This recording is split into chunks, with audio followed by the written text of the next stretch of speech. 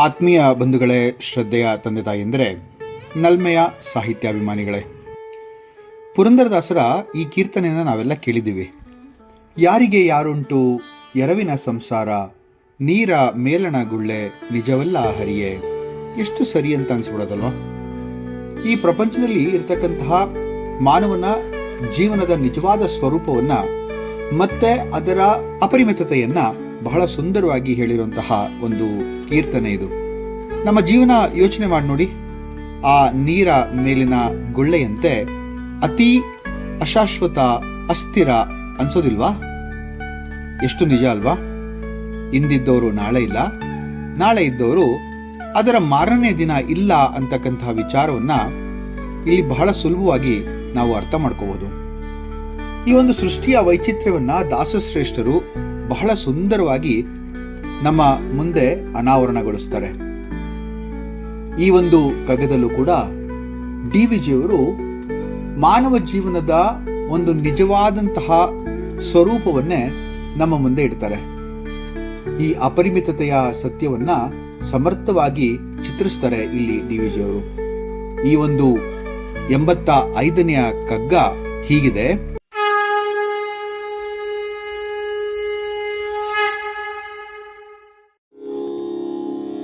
ನಭದ ಬಯಲೊಳನಂತ ಮನದ ಗುಹೆಯೊಳನಂತ ಉಭಯದ ನಡುವೆ ಸಾಧ್ಯಂತ ಜೀವಕಥೆ.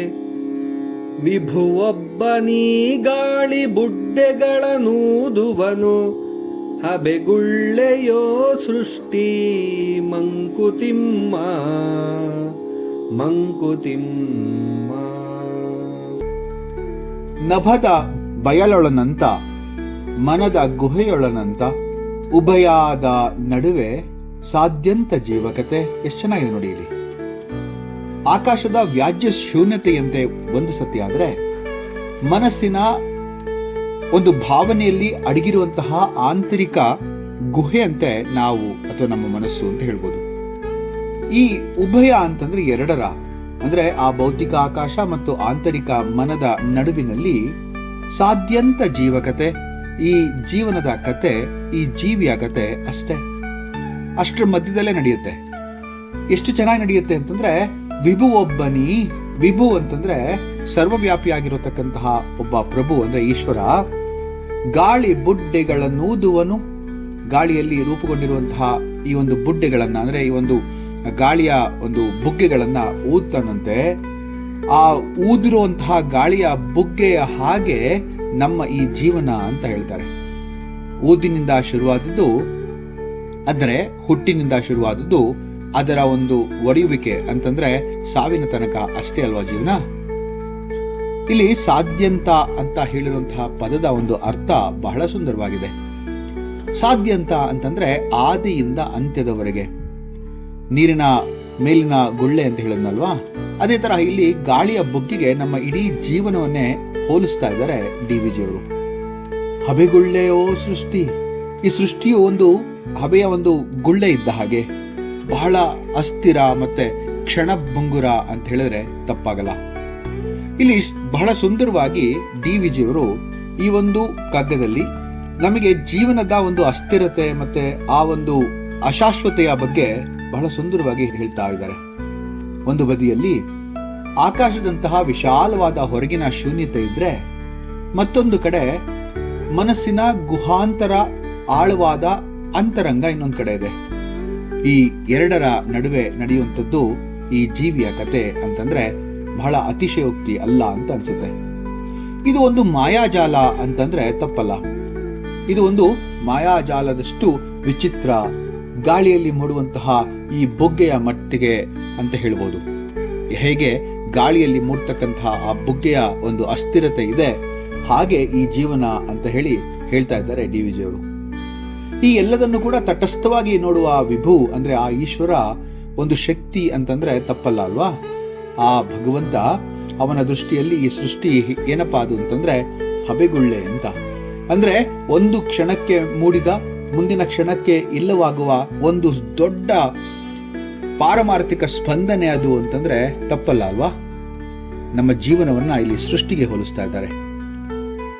ಬ್ರಹ್ಮಸತ್ಯಂ ಜಗತ್ಮಿತ್ಯಂ ಅಂತಕ್ಕಂಥ ಒಂದು ಮಾತನ್ನ ಹೇಗೆ ಶಂಕರ ಭಗವತ್ಪಾದರು ಪ್ರತಿಪಾದಿಸ್ತಾರೋ ಹಾಗೇನೆ ಈ ಒಂದು ದೇವನು ಅಂದ್ರೆ ಆ ಭಗವಂತ ಮಾತ್ರ ಈ ಜಗತ್ತಿನಲ್ಲಿ ಸತ್ಯ, ಇನ್ ಮಿಕ್ನಾದೆಲ್ಲ ಮಿಥ್ಯ, ಬದಲಾಗುವುದನ್ನೇ ಮಿಥ್ಯ ಅಂತ ನಾವು ಹಿಂದೆ ಆಗ್ಲೇ ನೋಡಿದ್ದೇವೆ. ಭಗವದ್ಗೀತೆಯ ಒಂದು ಶ್ಲೋಕ ನನಗೆ ಇಲ್ಲಿ ಜ್ಞಾಪಕ ಬರ್ತಾ ಇದೆ. ನಾಸತೋ ವಿದ್ಯತೆ ಭಾವೋ ನಾ ಭಾವೋ ವಿದ್ಯತೆ ಸತಃ ಉಭಯೋರಪಿ ದೃಷ್ಟೋಂತ ಸ್ತನಯೋಸ್ತ ತತ್ವದರ್ಶಿಭಿಹಿ. ಎಷ್ಟು ಚೆನ್ನಾಗಿ ಹೇಳ್ತಾರೆ ನೋಡಿ.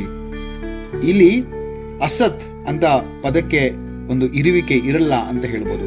ಇರುವಂತಹ ಸದ್ವಸ್ತುವಿಗೆ ಇಲ್ಲದಿರುವಿಕೆ ಇಲ್ಲ ಅಂತ. ಈ ಎರಡರ ಕೊನೆಯ ನಿಷ್ಕರ್ಷ ಏನಿದೆ ಅದು ತತ್ವವೇತ್ತರು ಕಂಡ್ಕೊಳ್ತಾರೆ. ಆದರೆ ಸಾಮಾನ್ಯ ಮನುಷ್ಯರಾದಂತಹ ನಾವುಗಳು ಅದರ ಒಂದು ತತ್ವವನ್ನ ಅರ್ಥ ಮಾಡ್ಕೊಳ್ಳೋದಿಕ್ಕೆ ಆಗದೇ ಇಲ್ಲ ಅಂತ. ಅಸ್ತಿತ್ವವಿಲ್ಲದ ಮನಸ್ಸಿಗೆ ಸ್ಥಿರತೆ ಇಲ್ಲ. ಈ ಅಸ್ತಿತ್ವವಿರುವ ವಸ್ತುವಿಗೆ ನಾಶವಿಲ್ಲ. ಈ ಎರಡರ ಮಧ್ಯೆ ಇರುವ ಅಂತರವನ್ನ ತತ್ವದರ್ಶಿಗಳು ಬಹಳ ಚೆನ್ನಾಗಿ ಅರ್ಥ ಮಾಡ್ಕೊಳ್ತಾರೆ ಅಂತ. ಈ ಶ್ಲೋಕದಲ್ಲಿ ಇದ್ದಂತೆ ಕಗ್ಗದಲ್ಲೂ ಕೂಡ ನಶ್ವರ ಮತ್ತು ನಿತ್ಯ ಎಂಬಂತಹ ಎರಡು ಅಂಚುಗಳ ನಡುವೆ ಈ ಜೀವಿಯ ಕತೆ ನಡೆಯುತ್ತೆ ಅಂತಕ್ಕಂತಹ ಮಹಾನ್ ಸುಂದರವಾದಂತಹ ಒಂದು ತತ್ವ ಇಲ್ಲಿದೆ ಅಂತ ತಪ್ಪಾಗಲ್ಲ. ಮಾಂಡುಕ್ಯ ಉಪನಿಷತ್ತಿನಲ್ಲಿ ಒಂದು ಮಾತನ್ನು ಹೇಳ್ತಾರೆ, ಜಾಗ್ರತ್ ಸ್ವಪ್ನ ಸುಸ್ತುಪಿ ಸ್ತನಃ. ನೋಡಿ, ಜಾಗ್ರತ್ ಅಂತಂದ್ರೆ ಈ ಒಂದು ನಿಜವಾದಂತಹ ಊಹ್ಯ ಜಗತ್ತು ಅಂತ ಹೇಳ್ಬೋದು. ಸ್ವಪ್ನ, ಸುಷ್ಟುಪ್ತಿ ಎಂಬಂತಹ ಸ್ಥಿತಿಗಳು ಈ ಒಂದು 3 ಬಗೆಯ ಸ್ಥಿತಿಗಳು ಅಂತ ಹೇಳಲಾಗತ್ತೆ. ಒಂದು ಸ್ವಪ್ನ ಸ್ಥಿತಿ, ಇನ್ನೊಂದು ಸುಷುಪ್ತಿ ಅಂತ ನಾವು ಹೇಳುವಂತಹ ಮಾತಿದೆ. ಇದನ್ನ ತುರಿಯತೆ ಅಂತ ಕೂಡ ನಾವು ಕರೀಬಹುದು ಅಂತ ಇಲ್ಲಿ ಭಗವಂತ ಇಲ್ಲಿ ಹೇಳ್ತಾನೆ.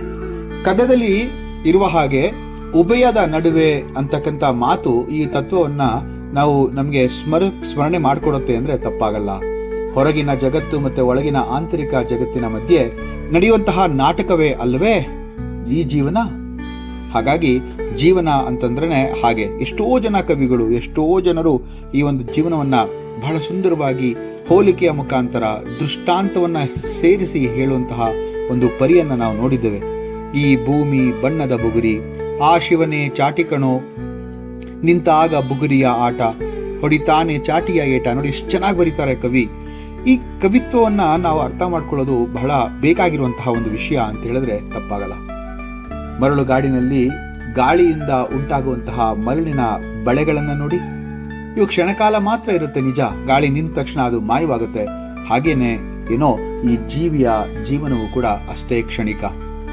ಆಕಾಶದಲ್ಲಿನ ಮೋಡಗಳು ಇವನ್ನ ಆವರಿಸಿ ಬರುತ್ತಿರುತ್ತೆ ಅಂತ ಅನ್ಸುತ್ತೆ ನಮ್ಗೆ ಒಂದೊಂದ್ಸತಿ.